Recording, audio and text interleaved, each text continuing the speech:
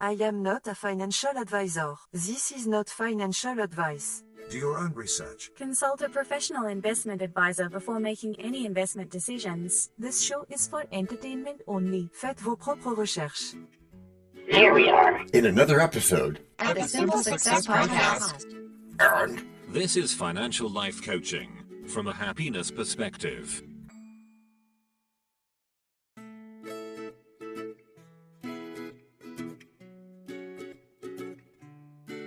Previously on Simple Success. Did you ever fall for this? We are from the Intelligence Planning Commission. For what exactly?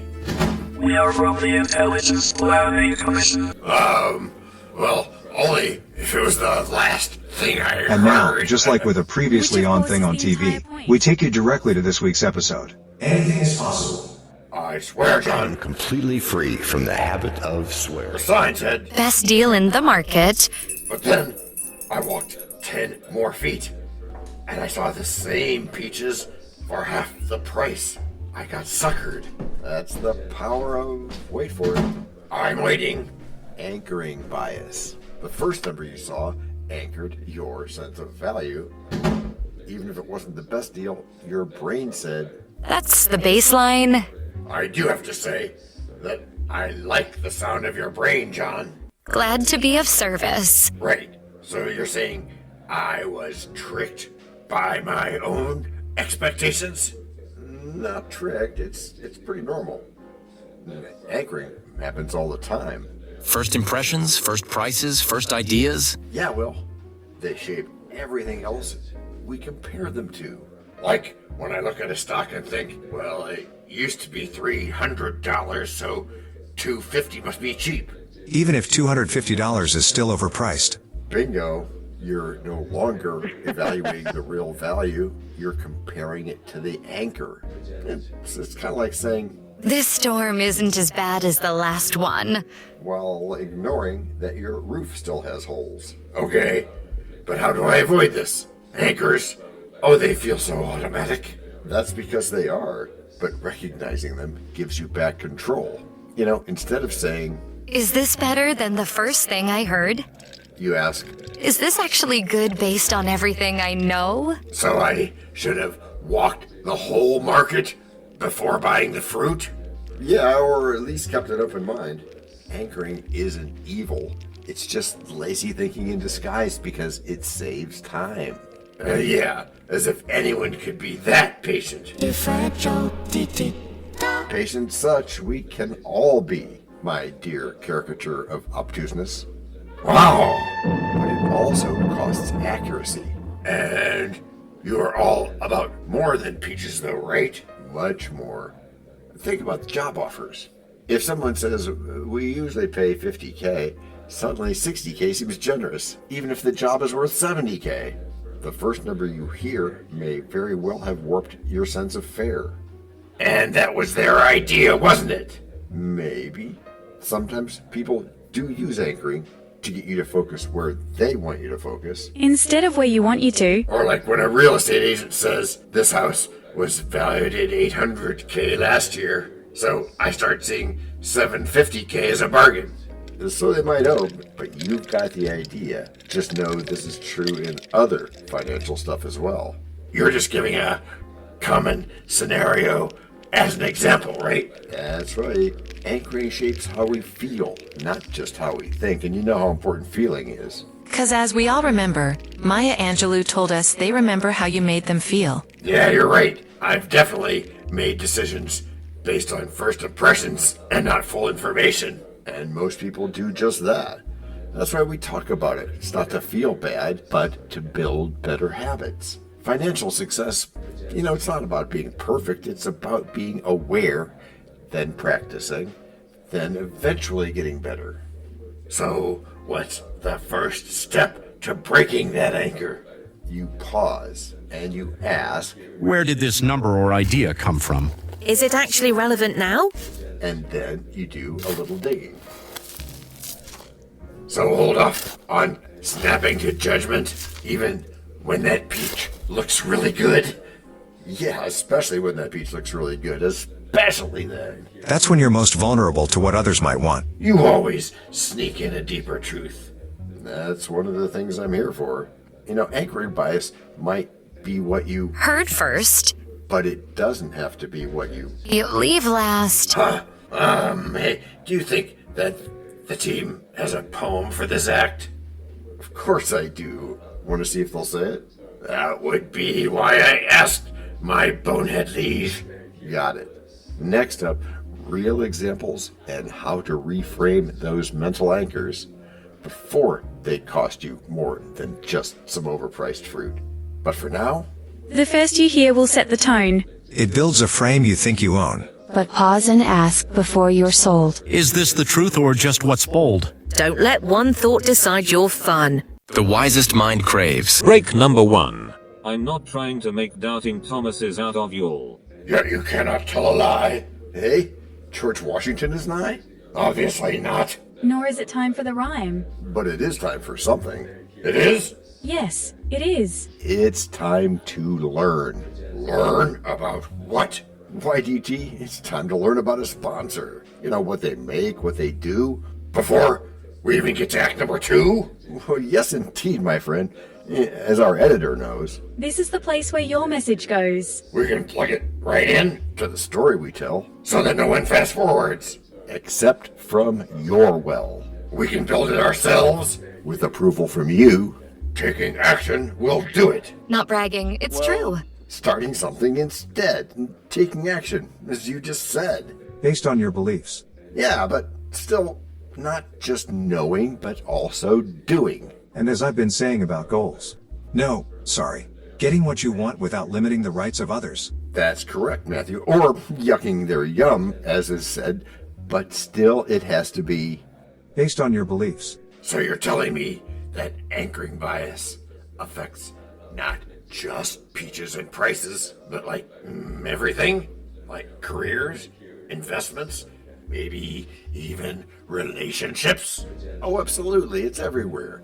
Our minds like to latch onto the first thing we hear because it saves energy. But that shortcut, it often comes at a cost. Yawn. You're bordering on being boring, my man. Give me an example that isn't fruit. Okay, take Melissa. That's me. She was interviewing for a new job. The first offer she got was for $52,000 a year, and every other opportunity she looked at after that felt too high in comparison, even though she had the skills and credentials for more.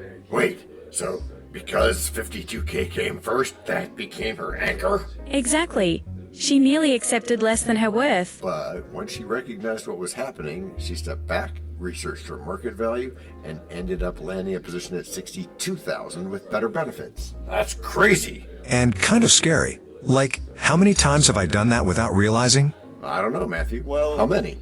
That was a figure of speech. Oh, okay, right. Well, more times than you think then. Even simple things like setting budgets. Ever heard somebody say, well, I used to spend $3,000 a month on rent, so $2,800 is a deal?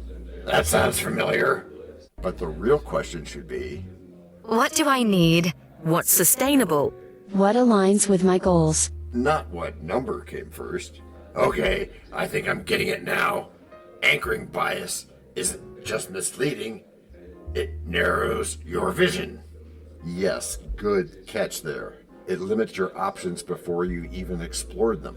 You might think you're being decisive when you're really just being reactive. So if I walk into a store and see a $200 pair of sneakers, suddenly the $150 ones feel like a steal, even if they're still overpriced. And that's the exact strategy retailers use. The high price is there just to make the second price seem better. It's psychological framing. But I'm not helpless here, right? No, not at all. You can be affected like anyone else, but recognizing the anchor gives you power. You pause and you ask yourself, Is this comparison actually valid? and then you make the decision based on your values and not your reflexes. This goes way deeper than I thought, John. Even in dating, right? You meet someone first who's just okay, but then everyone after gets compared to that first person, even if there are better matches. Human nature. We try to make sense of things quickly, but clarity doesn't always come from speed. Sometimes it's better from perspective. I like that. Clarity comes from perspective. And the best part? Once you train yourself to spot an anchor, you start asking better questions. Questions that lead to better decisions. So how do you train yourself? What are your go-to moves? That's a good question. So here's a quick checklist. You ready? Ready. Spot the first number or opinion, just name it. Ask where it came from. Is it marketing, a guess, an emotion? Find neutral comparisons. Seek out objective data points. And lastly, reframe the context. Instead of, is this better than the first thing? Ask, is this good for me? So it's like putting up mental road signs. Slow down. Question this, rethink that. Pretty much. It's not about doubting everything. It's about considering everything. The point is not to find the answer, you know. Right. The point is to lose the question. And that makes me more confident, not more confused. Yes, that is right. Anchoring makes you think you've decided, but what you've really done is defaulted. Instead, mindful choices give you that deep confidence that you've looked at the full picture. Like switching from tunnel vision to a wide-angle view. That's a great analogy. Financial life, career decisions, even emotional reactions, they all get clearer when you look wider. Okay then, if the first voice in my head says, you can't do this, maybe that's just the anchor. The real truth might be, you can do it once you learn how. DT, that's giving me chills. You're seeing it. Everything is hard until it is easy. And I'm not just seeing it, I'm believing it. Then you're well on your way to simple success, my friend. That place where a number shown can easily bend. The thoughts we shape and the rules we lend. Oh, maybe, but it seems so clear.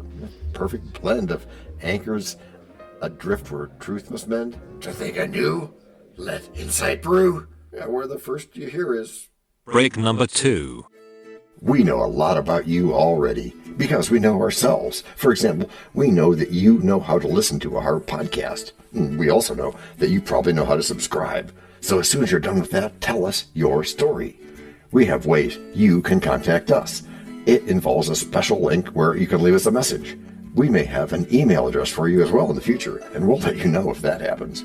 The reason for subscribing? I thought you'd never ask. When you subscribe, you automatically download all future episodes of that podcast. It just happens in your player without you having to go search again. How cool is that? This means better rankings for the podcast, more attention from advertisers, and more money. And this means more and better stuff for you. So your motivation is simple and easy. Subscribe today, whatever app and from whatever place you like. And don't just try to subscribe. There is no try. There is only do. We're changing the way we look at things, and remember, that's good. Eso es bueno, Seagull. Also remember, this is financial life coaching from a happiness perspective. Coaching happiness. Our call to action is right in the show notes. Find it, and you win too. Can I simple that? Por supuesto. Of course. Just simple it. Please make sure your seatbelts are fastened and your tray tables are in their upright position. And make sure simple is a verb like Google is a verb. 我们回来了. That's we are back.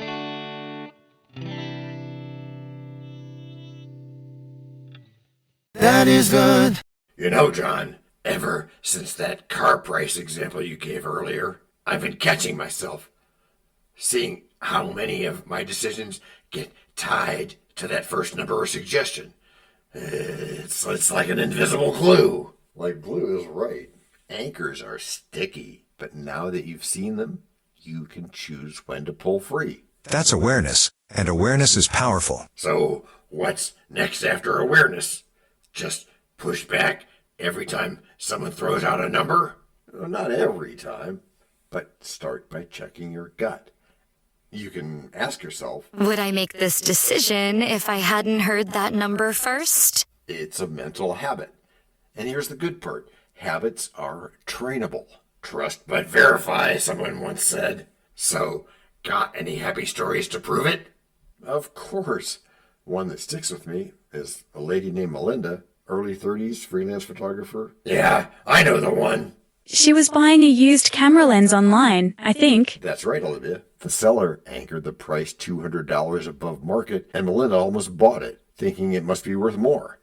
But she paused, and she researched a little, and she found the same lens for 40% less. That anchor nearly cost her a week's worth of work. So she broke free from the bait? Yep, she did. But that's how it works. Anchors want to be trusted. They show up sounding reasonable, even friendly. But reason and truth are not always the same thing.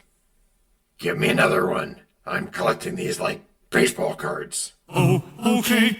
You'll like this one.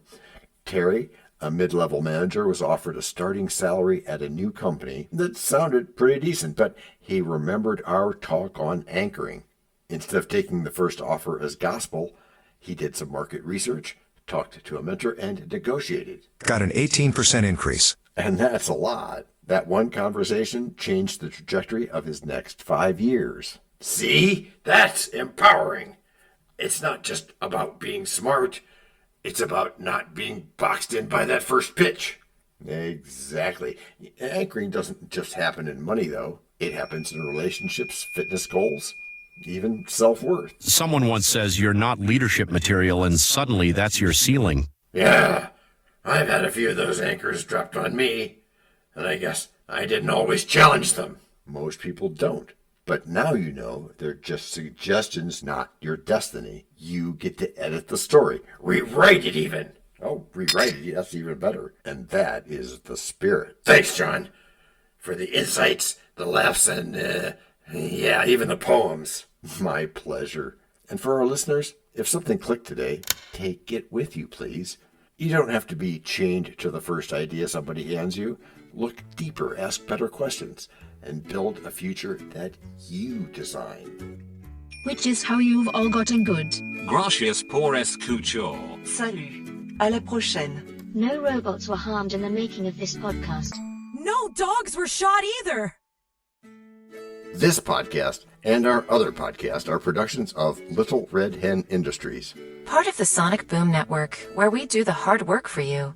And Rishi helps our hen bake the bread by giving credit to these great people. Techno King, John Brandy. That's me. Alter Ego, Doubting Thomas. And that's me. Fact Checker, Napoleon Bonaparte. Social Manager, Abraham Lincoln. Always on the internet's inner tubes whatever. Media Expert, Augustus Caesar. Psychologist, William James. Sound Designer, Les Paul. Thank you for inventing multitrack. Language Consultant, Leah, the French do-your-own research lady. Cough, cough, cough. Videographer, Ertaman Koshki. Lights, camera, action. Inspiration, many podcasts and other sources, and of course Napoleon Hill. Additional inspiration and thanks go to Steve Jobs, Joseph Allen, Charles Darwin, Leonardo da Vinci, Henry David Thoreau, Abigail Adams, Jonathan Livingstone Seagull, and the Stick Figure. Quick disclaimer here. Many sentences contained in our podcasts are of a very dangerous length and were performed by highly trained vocal practitioners. On no account should inexperienced life forms attempt to imitate them without proper medical, jaw, and lung supervision. And before we forget, you can also subscribe to both podcasts, join the community, and benefit from many of our techniques, including financial advice, patience, practice, and even podcast production for your ideas. Of course, you'll have to head to the show notes, either on your phone or on the web, to get the links and stuff. And all those clickable links are in the show notes. Hey, Emma, do you, Samantha, and Daniel want to tell us a bit more about this stuff? Sure, the artificial intelligence or AI voices that you hear in our work are offered up by Google, Amazon Polly, and OpenAI. They don't sponsor us yet, but we love what they do, and we just love what AI can do when lovingly crafted. Finally, you can find us through our network. We happily consider guests and consider guesting on other people's shows. That sounds like a really old school computer voice. I'll call it Zarvox. It's definitely not Samantha, or any other modern AI. Yeah, I'm not feeling well today. Our music comes from Cube by Ben Sound and from Piano Background by Nick Simonados. Thanks also to AI MuseNet, Suno.ai, Audio.com, Phrase.io, ElevenLabs, and Ace Studios. The sound effect credits go to Jackson Academy Ashmore, Canoe CG, Dr. Jekyll, Joe Payne, Everything Sounds, MK Play More Stories, ERH, Sand Emotions, Big Pickle 51, and Just Kidding. Yes, that's his or her name. All on freesound.org. Also, languages are the bomb. Paul.